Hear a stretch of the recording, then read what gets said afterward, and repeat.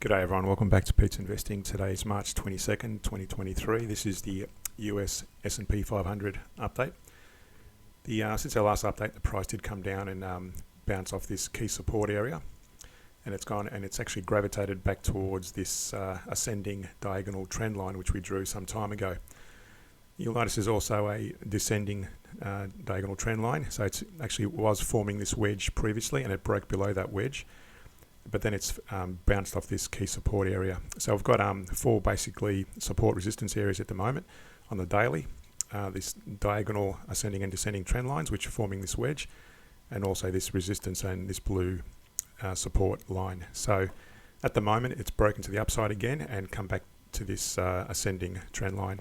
You'll notice also on the CCI it's still in a downtrend with its moving average, and that's still a bearish signal on the price overall. If we zoom out, you'll see the share price has rebounded somewhat and sort of consolidated in this area for a number of months now, but again the CCI is still showing a reasonable decline and nothing really major in terms of moving to the upside in a more bullish area scenario. On the 4-hour chart and the hourly though, you'll notice it has broken to the upside, although it has been hovering above and below the moving average on the CCI, and on the hourly likewise. So if you want to be more risky in terms of your trading, I suppose you could have taken some long trades when the moving average of the CCI broke to the upside, as it did. Based on the 4-hour, you could have taken the hourly or even 15-minute trades. But again, just be careful. It's still in overall a pretty bearish decline based on the daily.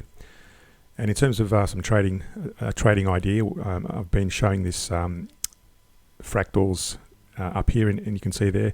So when it breaks above the fractals, that's potentially where you could enter the trade. But again, making sure that the moving average of the CCI is in an upswing in alignment with the larger time frame.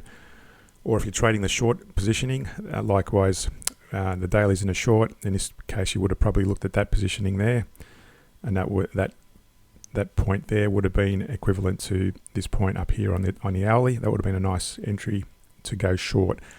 So again, if you notice that, just one thing to notice as well, trading the trends, you'll notice when the larger time frames are in alignment, there's generally better price movement in the direction of that larger time frame. So notice this in the shorting environment here, if you're going short based on the daily and short based on the 4-hourly, the shorting on the hourly is better rewards in that scenario.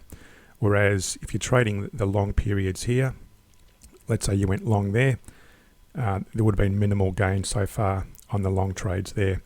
And I've also just drawn circled this area here based on the 4-hourly and the hourly, and that there is equivalent to this area down here on the daily. So that could have been an area you could have gone long in, but again that would have been pretty risky because the daily is still in the shorting environment. But if you were trading the hourly based on the 4-hourly, that would have been a potential area you could have traded in. But again, that would have been more risky in terms of your, depending on your risk appetite, obviously.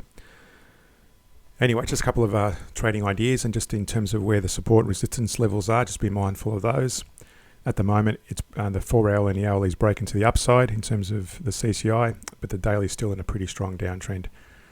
In terms of where it may end up, I've drawn this Fibonacci retracement on the 4-hour chart. You'll notice it's reached the 50% retracement based on that high and that low, and that was the recent highs and lows there. That potentially may be a reversal area, and if it breaks through there, then we're looking at the 61% as potential of further reversal, which will just confirm our bearish outlook on that particular daily chart.